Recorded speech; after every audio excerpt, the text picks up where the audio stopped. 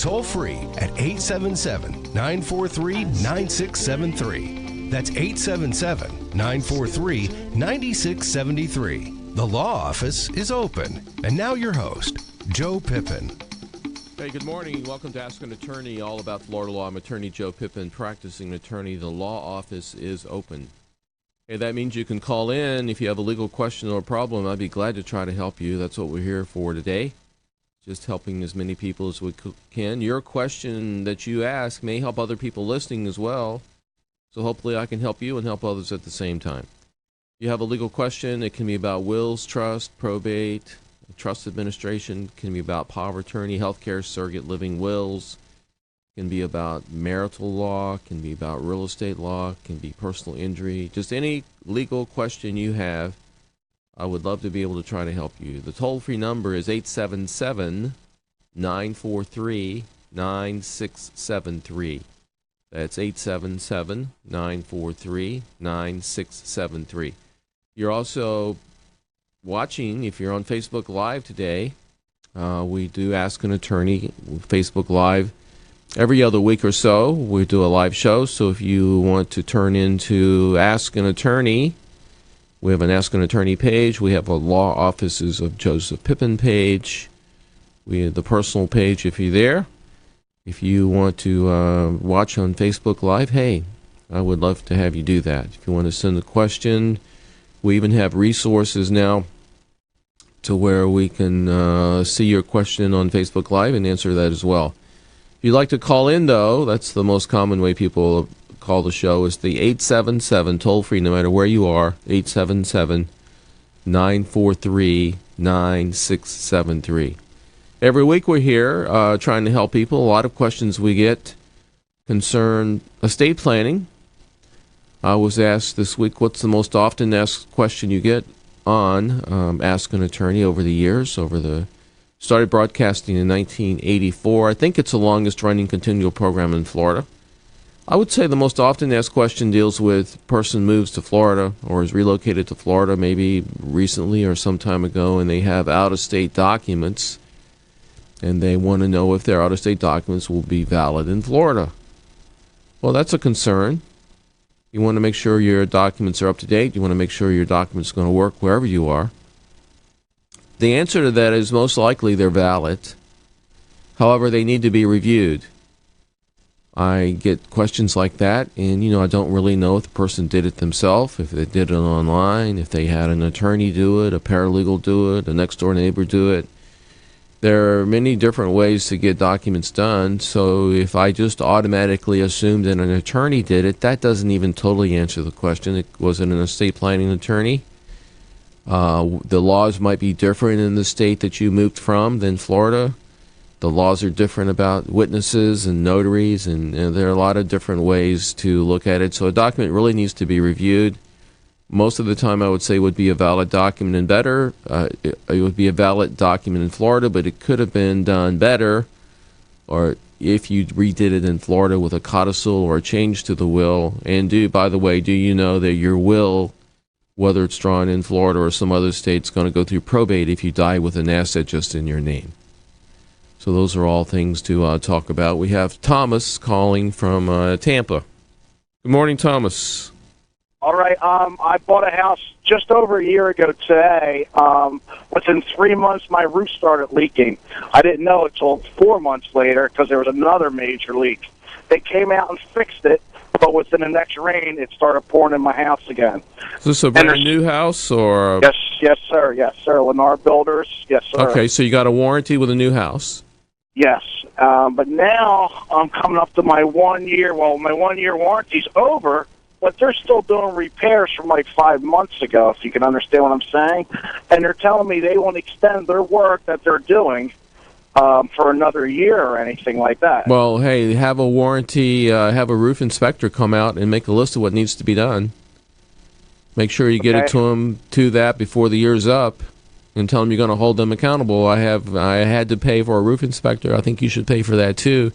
Here's a list of the problems with the roof on a brand new house, and I expect my roof to be just like if it were new, and I'm holding you accountable to fix it. Okay, I appreciate it. I was definitely thinking about that. They're telling me they have like 100 in the development. I'm like, what kind of answer is that? Brand new. Well, they might have 100 problems. Yes, sir. I would find a roof inspector and then tell as many people as you're friendly with there, or maybe everybody if you could, that you really need to have your roof inspected because you could have the same problem that I do with this builder. Yeah. One was leaking for 3 months, the one guy told me, because there's already mold there, but I didn't even know about it 3 months prior till I discovered it. Hey, you should be a good neighbor and go tell everybody about your problem. Everybody should really have their roof inspected and hold this guy accountable, or guy or gal, whoever it is. I will definitely take your advice. Thank you very much. Thank you. You're listening to Ask an Attorney, all about Florida law. Again, I'm attorney Joe Pippen, practicing attorney. Law office is open. All you have to do is to dial our toll-free number, 877-943-9673. Phone lines are open, and love to help you if I possibly can. All you have to do is to dial that number. So what is the second most often question that I've gotten over the years on the radio, doing radio? Probably people talk about trust a lot, living trust a lot during my shows, and a lot of people have questions about wondering. In fact, I was doing seminars this week, and you have a little question and answer period at seminars. They always want to know, what's the difference between a will and a trust? Hey, how come a trust avoids probate, as you say, but a will doesn't? Aren't they just two different types of pieces of paper or documents? Why does one avoid probate and the other one doesn't? It's really a simple answer. If you have a will and you die, you're going to die with assets just in your name.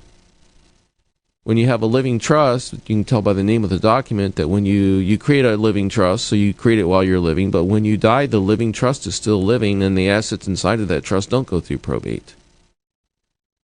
So if you do a living trust, you pay just a little bit more. It's not even that much more in cost, actually.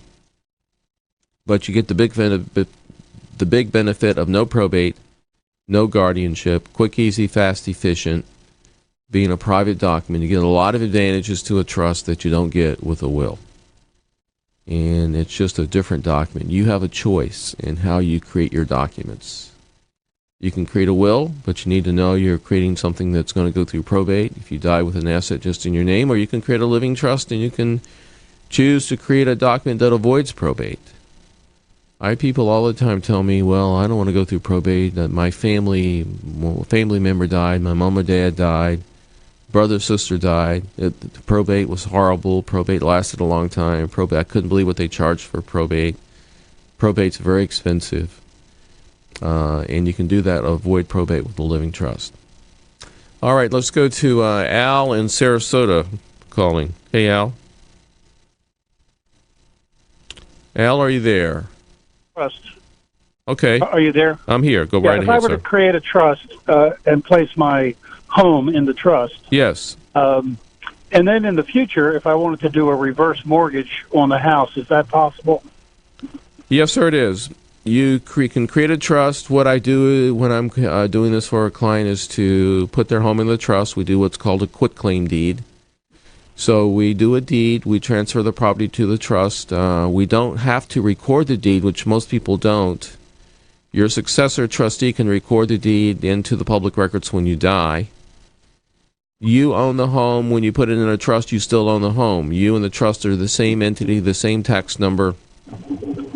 So there's no loss of homestead exemption. So the lender doesn't need to know that it's even in a trust or you've done a quitclaim deed.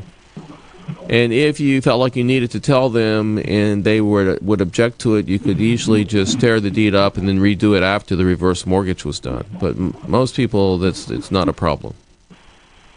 Gotcha. So the quitclaim deed is never really filed. It just remains in the trust until death occurs. That's one way to do it. That's one way to do it, and that's what most of my clients do. Yes, sir. Okay. All right. Thank you very much. All right. Thank you. All right. Bye. All right. That call came from Sarasota. I was down in the Sarasota yesterday area, down at the University Mall. What a great mall that is. That's a beautiful mall. It's one of the better malls we've been in here in Florida. I guess they had to build a lake mall for all those residents in Lakewood Ranch. That's a booming development. We do have an office there in Lakewood Ranch, by the way. All right, you're listening to Ask an Attorney, all about Florida law. If you have a question, you have a toll-free number, 877-943-9673. Phone lines are open. Let's go to Robert in Clearwater. Hey, Robert. Yeah, this is Robert from Clearwater. I trust people's trust insurance, and a neighbor's tree fell in my yard and broke my whole fence. I mean, it's huge. I mean, it's gigantic. I mean, the stuff is hanging there. I'm afraid I'm going to get hurt. Plus, my gate is messed up from the hurricane. I think my pool is leaking because it went down a little bit. I had the insurance adjuster came and take pictures and stuff, but nobody came back to get in contact with me. He said someone's going to come back. With that person's tree that fell in my yard, will your homeowner's insurance cover my fence all the way around and take care of that big tree? Is that like a lot of damage? No, your insurance would have to take care of the damage to your house. My insurance will take care of it. Yeah. Unfortunately, I don't like that law. If I could do something to change that law. But you have a hurricane, you have the active nature, basically. Right. So you can't hold a neighbor responsible for a hurricane, even though it was his tree. Right. But I think the law, the law should be changed. Like I've got an overhanging tree on my property right now. I know the next hurricane comes by, the tree will probably snap off like some of the other trees my neighbor had, and do cleanup costs, fence costs. So if I saw a tree that was in danger of someone else's property, I would fix it. I would be a good neighbor. I would feel responsible and I would fix it. There's some neighbors that just don't have that same attitude, and they have okay, I've got a tree, but it falls on your house, it's your problem. And they know there's a possible danger and don't do anything to fix it. I don't think that's really a good neighbor, is my opinion. Yeah, because I could get killed over it. That's how bad this thing is. Absolutely. It's large, I got a bad knee. I got to get operated on my knee because I actually power close to the hurricane because it was dark out and I really hurt my knee even more. But, yeah. Yeah, I think what you should do, I think you should send your neighbor a letter. And call it I'm putting you on notice letter that you have a dangerous tree that could cause damage to my property, and maybe even my life. And I'm holding you accountable to take care of this and fix it before that would happen. And I'm going to go show this letter to all of your surrounding neighbors and encourage them to write you the same letter. You need to be responsible for your own trees, regardless of what the law is. That's what I would do. I agree 100% because it is dangerous. I got to get a whole knee replaced. I can't even walk anymore. I mean, it's terrible. Yeah. I walk with a cane just to walk up the street. I mean, and then on top of the hurricane, I fell in my house because it was dark out. You can't see because it's dark, But it's terrible. I just wish somebody would do something. I'm waiting for. I think the best thing you can do is to put the neighbor on notice. I'm going to do that. Thank you, sir. I appreciate that a lot. That's a good station you guys got. Thank you. All right. I'll let you go. Bye-bye. Thanks.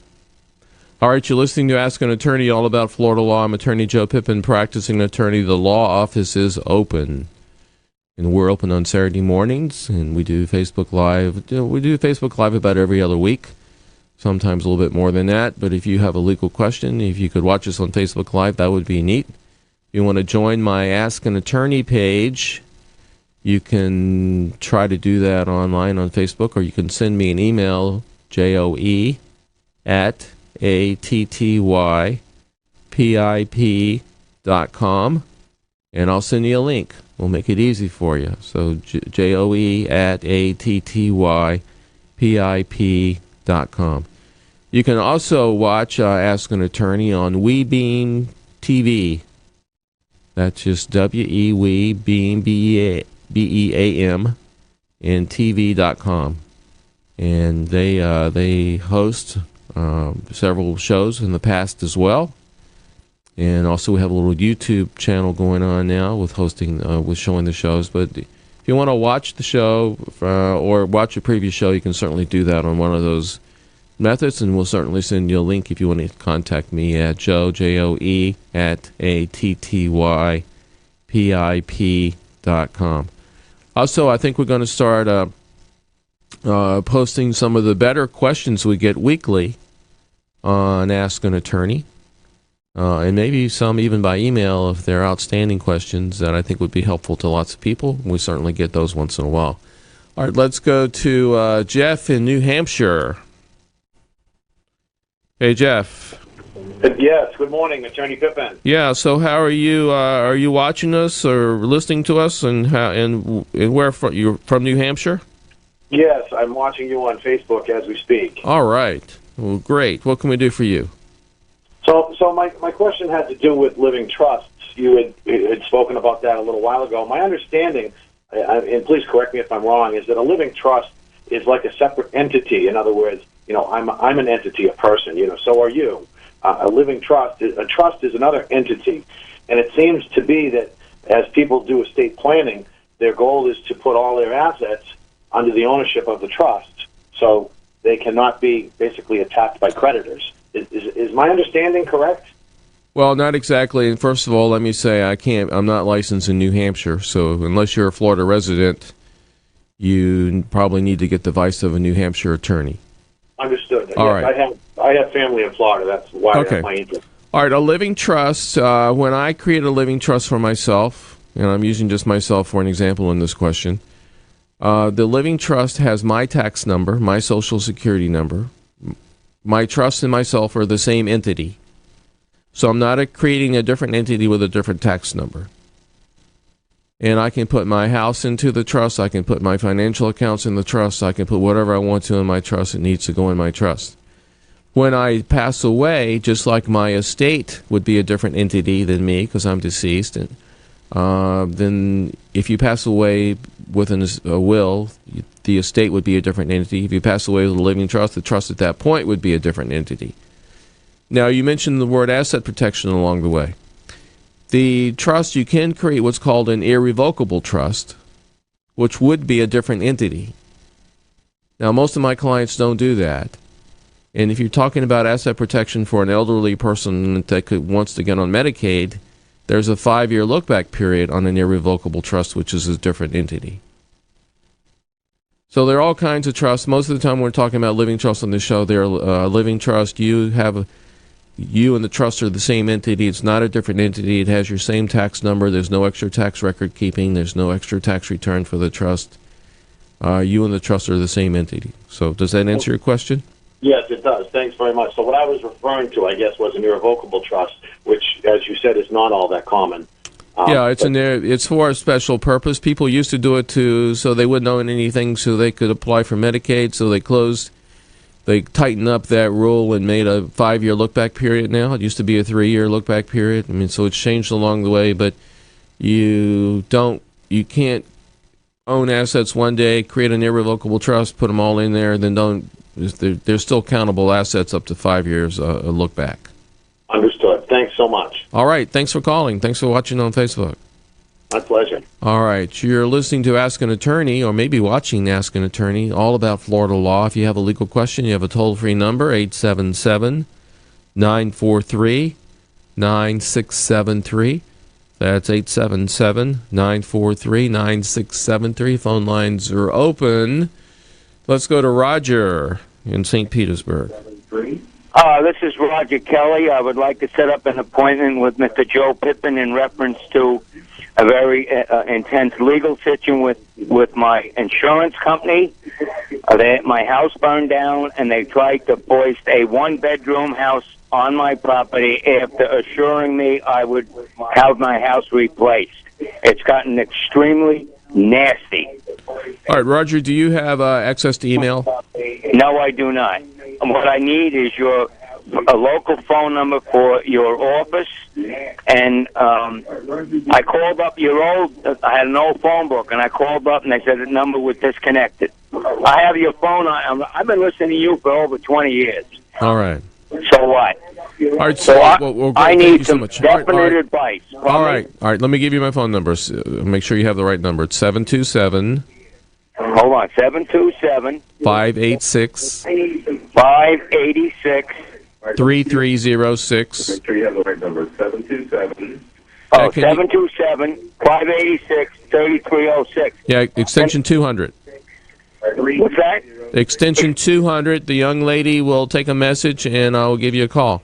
Okay, Okay, 727-586-3306, extension 200. Yes, sir. And I can set up some sort of, where is that office All right, well, I'll located? probably give you a call and talk to you a little bit. I'm not sure I would be the one, but I do have, if I can't help you myself, I do have a good referral that deals with insurance matters. Well, I called another law firm, and I got a novice kid, and he went through a script, and I said, look, you're reading the script. And it went on and on forever. Yeah. And we got cut off. My phone is sick. All right, sir, I have a great referral experienced attorney that deals with insurance matters that would probably talk to you a little bit and make sure I would think he can handle the case and give you the number. Okay, then I'll call your secretary and make an appointment. All right, Roger. Thanks. Good talking to you. I got you on right now. That's what the noise is. You're on my radio. All right. Thanks so much. Okay, Joe. Take it easy. Thank you. God bless you. Let's go to Dee in Winter Haven.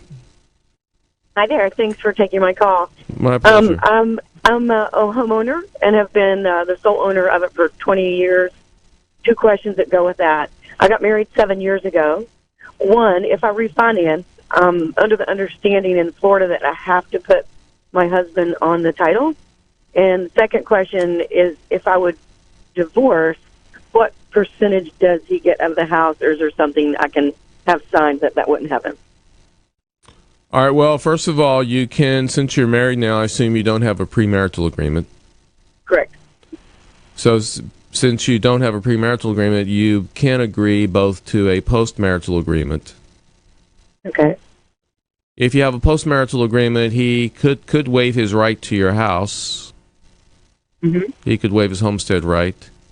And then once you show that postmarital agreement with him waiving his right to the homestead, the mortgage company, I think, would allow you to do the mortgage just in your name and not have his name on there. Okay. All right, but to answer your question, if you do not have a postmarital agreement, or he's unwilling to sign one, then they're definitely going to make him sign on the mortgage. Maybe not the deed. But if you die without making a provision for him concerning the house, his statutory spousal right is he could sell the home and take half of the proceeds, or he could take what's called a life estate and live in the home for life. And that's why the mortgage company is going to want him on the hook on the mortgage as well, absent a postmarital agreement. Oh, I see. Okay. So with no marital agreement at all, then, if we did divorce, then what percentage would he get currently? Is it automatically half? On the house, he could sell the house and take half the proceeds or live there for life. On the rest of the estate, he has a spousal interest of 30%. So there's not a year, like so many years. If it's 6 years, you only get a percentage. If it's 7 years, it's more. Okay.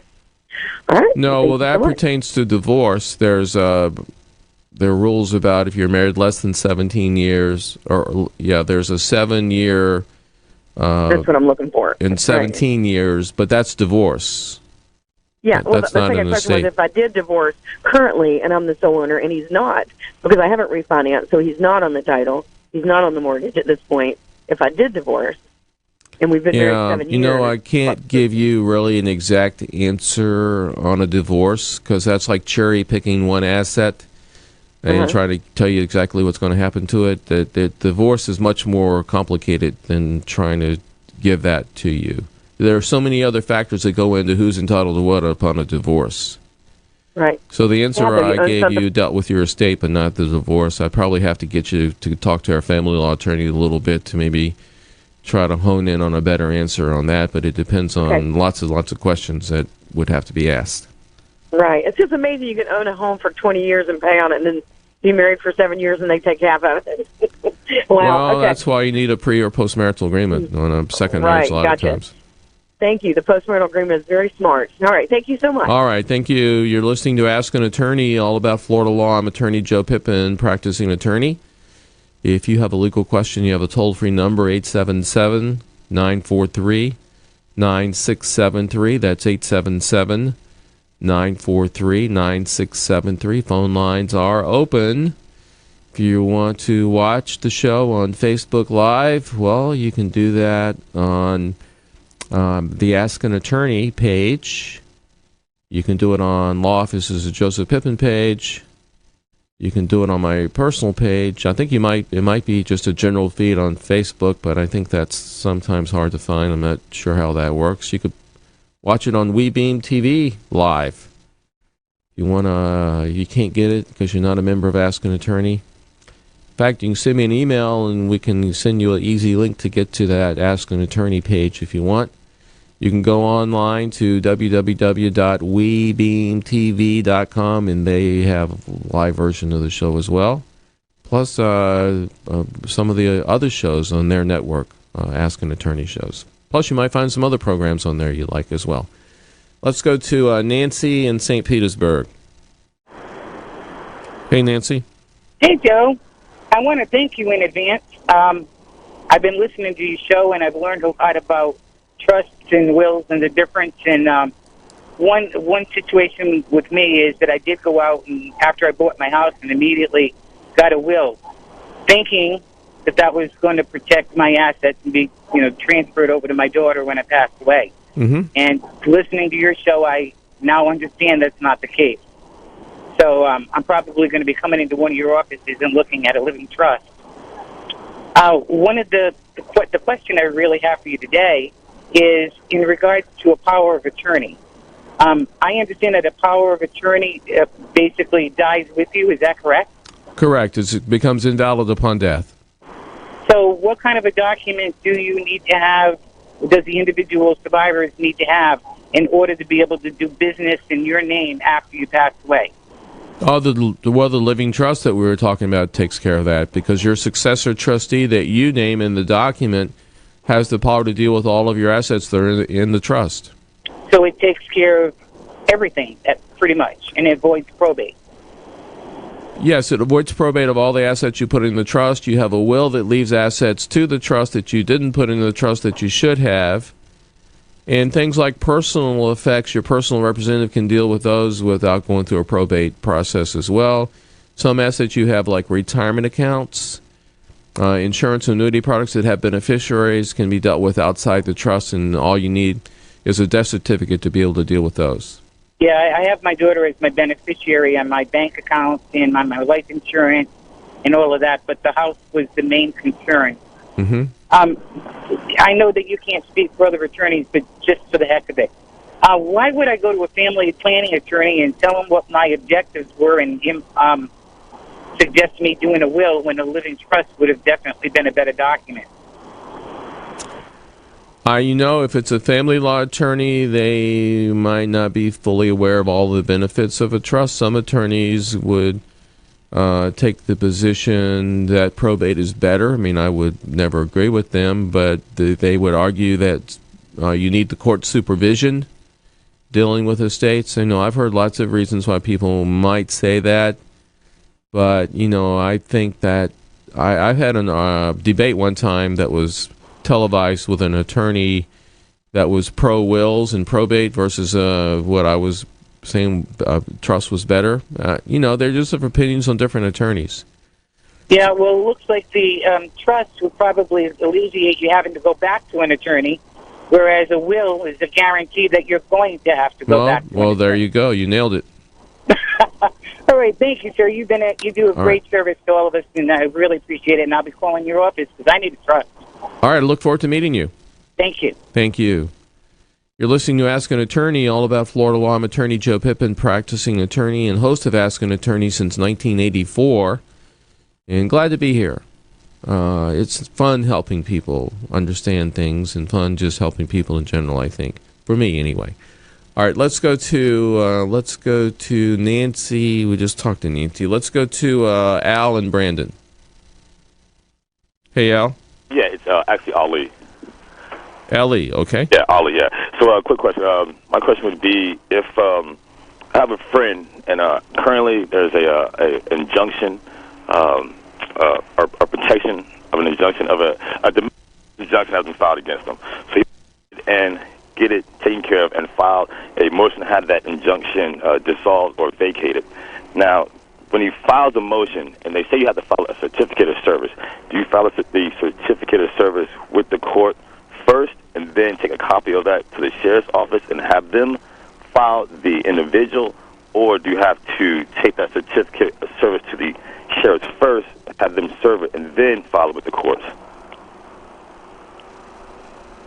Well, you need to prove to the court that it was been filed and received by the person. So the receipt that you get from the sheriff, along with a copy of it, should be filed after it's been served on the person. Okay, so you would draw the motion up, take it to the sheriffs with the certificate of service, have them serve the person. Now, do they automatically send you some sort of receipt that it has been served so that you can serve it with the courts? Well, when you take it to the sheriff, ask them, to send it back to you. Maybe even give them an envelope. Okay. To send it back to you, and that should work. All right. Do you know how long that normally takes? It depends on how long it takes them to find the person to serve them, basically. Gotcha. All right? Okay. Thank you, sir. All right. Thank you. You're listening to Ask an Attorney, all about Florida law. We have about 20 minutes left in the show. You have a toll-free number. You have a question or a problem, why worry about it? Give me a call. Maybe you lost a little sleep last night over something. Hey, I'd love to help you. 877-943-9673. Phone lines are open, and let's go to Larry in Jacksonville. Deprived. I wanted to ask a question in regard, and I don't know if it's your here in a divorce case. Mm-hmm. I have a residence in Georgia. Mm-hmm. Okay, substantial acreage, and there is my wife is the sole owner of a residence in Florida. Mm-hmm. In the event of a divorce, she is wanted to trade, which I'm definitely not. It's not an even trade, obviously. And I wanted to how would that be determined? There's no prenup, I'm not going to get her to sign a post. Mm-hmm. So would that be up to the judge, basically, or? Yeah, the court would take a look at all you both have to file financial affidavits with the court. Right. With full disclosures of all assets. How long have y'all been married? It's a long time. Long time? More than, about 30 years. It's long. It's long. Well, a lot of times when you're married that long, there's a pretty equal division of the assets. Yeah. Especially those that were acquired during the marriage. Okay. So basically, you just need a family law attorney that can walk you through and help protect most of your assets. This is two different states, though. Does she live in Georgia?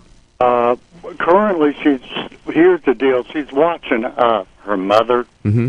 who is elderly, over 80, mm-hmm. and I'm thinking they may weigh in her favor due to that fact. It kind of gets involved. In other words...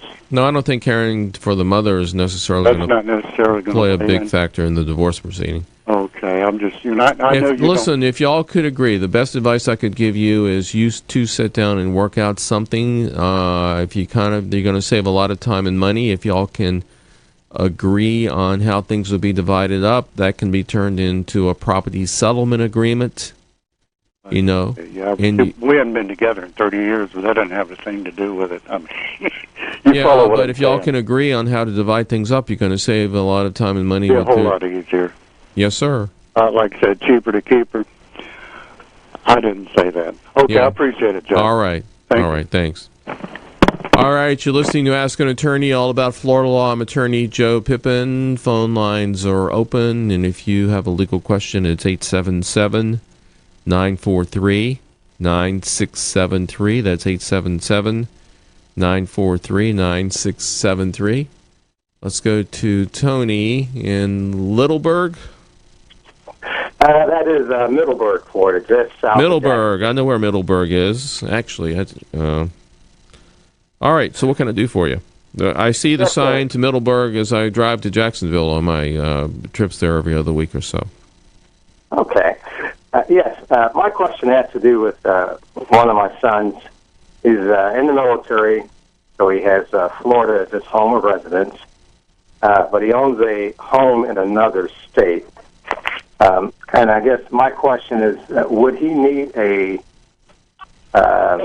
trust for that home to be wrapped in and covered under Florida residency, or how would that work should he pass while All right. So he's a Florida resident?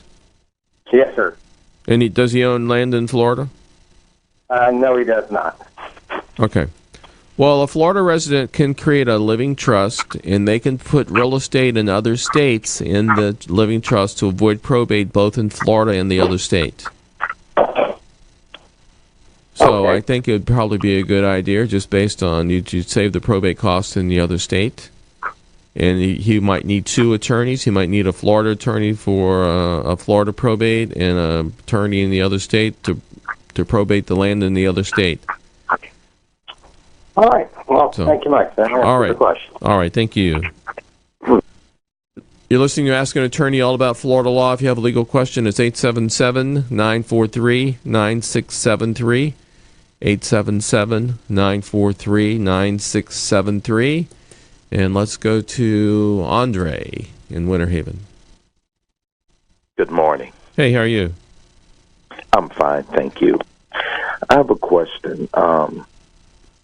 If I have a friend who recently lost her husband. Both of their names were attached to a property. Mm-hmm. Since he's deceased, his name remains attached as well as hers, but it's now in the estate of.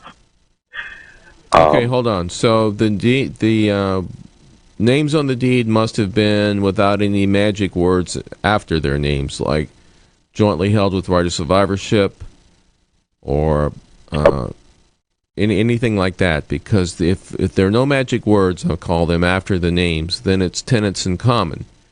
So tenants in common means that his half would be in his estate and her half would still be owned by her. Okay.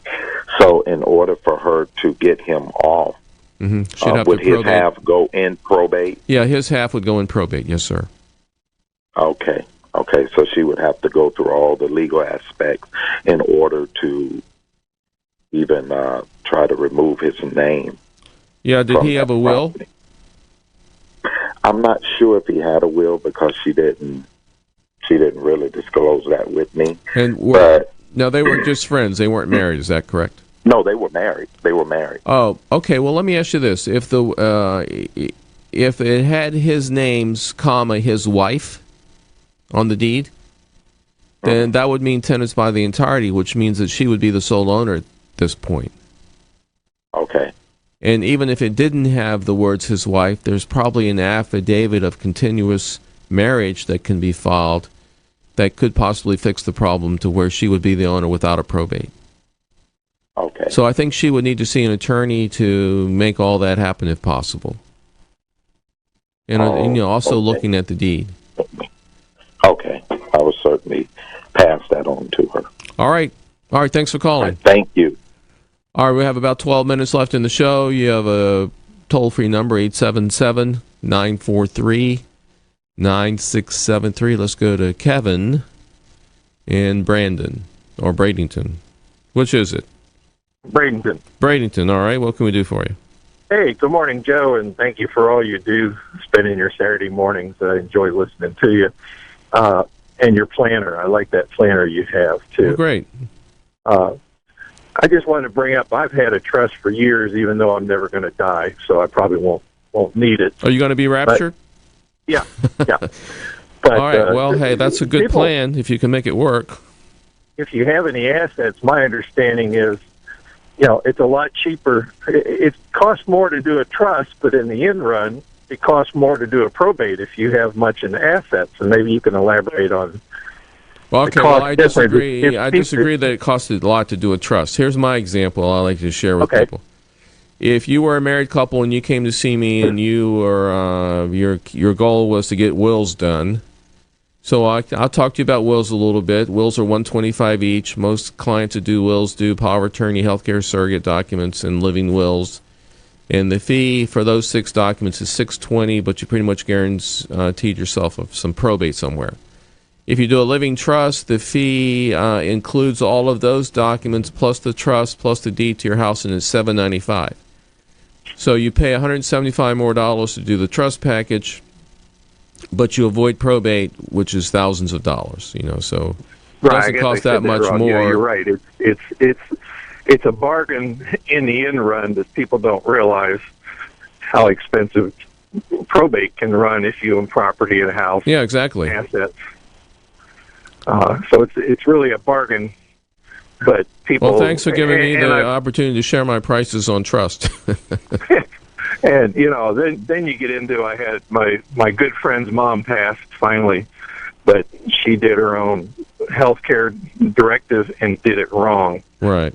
And had a stroke. Didn't mean to be kept alive. They kept her alive for 3 years, and it's not what she intended. But she and the neighbors got together and did one of these do-it-yourself deals, and it didn't turn out well. You got it. All right. Well, thank you again for all you do. Well, hey, thanks for calling. It's nice talking to you. All right, thanks. All right, if you have a legal question, we have less than about 10 minutes left in the show. You have a toll-free number, 877-943-9673. And we're going to go to Laura in Pinellas. Hey, Laura. Hello, sir. How are you? Good, thank you. I'm calling to ask you why a lot of attorneys don't think co-executors is a good idea. Well, I'm not sure they think it's not a bad idea. If you have a single person, they can operate by themselves. If you have co-executors, then two people have to sign everything. Yes. So if they don't live in the same city, that could be a hassle. If they don't live close to one another, that could be a hassle. It could be a hassle if they don't agree on things. Usually, right. So if you have one person, then they have a duty to follow the instructions of what the will says to do, which generally is to pay my bills, pay the taxes, pay the creditors, and then make a distribution according to the terms of the will. So it's easier, I would say, for one person to do it, but sometimes family members want a little check and balance and have both kids that they love equally and want to share the responsibility equal. Sounds like you know me. And I keep coming back to Mark Twain. Mark Twain said, you never really know a person until you share an inheritance. You got it. I tell people that all the time. Yeah, and I've been, personally I was burned by a sister, and so not saying my kids would do that, but I just want to make sure that wouldn't happen again. Yep. So I think I would choose for co-executives. Yeah, well, the other thing, as I'm talking to clients about this, if you name co, then you put the burden on them to decide how they want to work. There you go. Do they want to torture one another or make it easy and get it done, basically? That's exactly right. And if they're both living out of state, it's not like it was that one child lived in Florida, so if they were the executor. Yeah. But now that both are out of state, I said, what the heck? I actually had a client one time tell me they wanted to get revenge on the kids, so they were going to make all four co-executors. That's interesting. I wonder how that worked out. Yeah. Well, thank you very much, all right. sir. Thank you so much for calling. Bye-bye. All right. You have a toll-free number and about 6 minutes left in the show. You have a toll-free number, 877-943-9673. Phone lines are open, and we're going to go to Cynthia in St. Petersburg. Good morning, Attorney Pippen. Good morning. Thank you for taking my call. I was calling because I have a problem, and I don't think it's going to take. It's going to take quite a bit of your time, probably. But so I don't know how to talk actually, to you Cynthia, I'm not going to let you take a whole lot of my time because I only have like 6 minutes left. I was going to just ask you if if perhaps when I tell you a little bit of it, that maybe I could call you and you may be able to help me that's out fine. or find me in what I need to do. All right. Because my father passed, and he had a lucrative roofing business. And because I'm on disability, my brother was over executor, I guess, over the estate. Right. And my father left or had a will, but he left it. It was so messed up, and he didn't. He left each of us $10,000 in cash, and he had many cars and many properties and everything. But he left my brother in charge, and nobody got their $10,000, which would have been equivalent to $70,000 with my adopted sister and my. Okay, Cynthia, let me tell you this. What you need to do is make an appointment. If you haven't gotten I think the where you're going with all this is you haven't gotten what you thought you deserved to get from the estate. Well, what happened? That's over. He didn't give us a probate, a mention of the probate or anything. That part is over. Now they're fighting with a lot of property that was left my father before he passed, and he was over the administrator over the property, and then it fell in my brother's hands. And the property is in Georgia. It's a lot of property, and it's supposed to be, very, very expensive. Lots of money. Some of the people in Georgia, that's part of the inheritance. Hey, Cynthia, I've got 2 other calls I need to get to. So I think the best thing for you to do is just to call me, and then I can talk to you privately on the air and try to give you some advice. I would appreciate that so much, Attorney Pippen. All right, thanks. Will you do your number again? Yeah, I will. I'll give the number right out at the end of the show. Sure. Oh, thank you so kindly. Thank you. Okay, all right. Have a great day. You Bye-bye. too. Bye. Let's go to Carol in Tampa. Hey, Carol. Oh, good morning. Good morning, Mr. Pippen. I'll make this real quick. Before Hurricane Irma, there was no reason for this tree to come down, but you can't. Was the tree on your property or a neighbor's property? Okay, it's on a neighbor's property. It closed the whole road. They had to get heavy equipment in to cut it up. Well, part of the tree took out my fence. And the house is up for sale. I called the realtor. She said, we'll get back with you. She never did. And I just wondered, do I need to have an attorney? Well, first of all, the tree is on their property. It damaged my fence. Do I need to have them get my repairs done on my fence? No, it's going to be up to you and your insurance company. You're kidding. Nope, I wish I was. Oh, my God. No wonder they haven't gotten back to me. Yep. Yeah, some neighbors, you can make the neighbor morally, ethically responsible, perhaps, but the law is on their side. A hurricane, act of nature, falling on your property, even though it's his tree, your insurance company, and you pay the damages. Oh, my goodness. And yet I own a piece of property over in Brevard County, and a lady sent me a letter, a neighbor. It's just an empty lot, but her house is next door to it.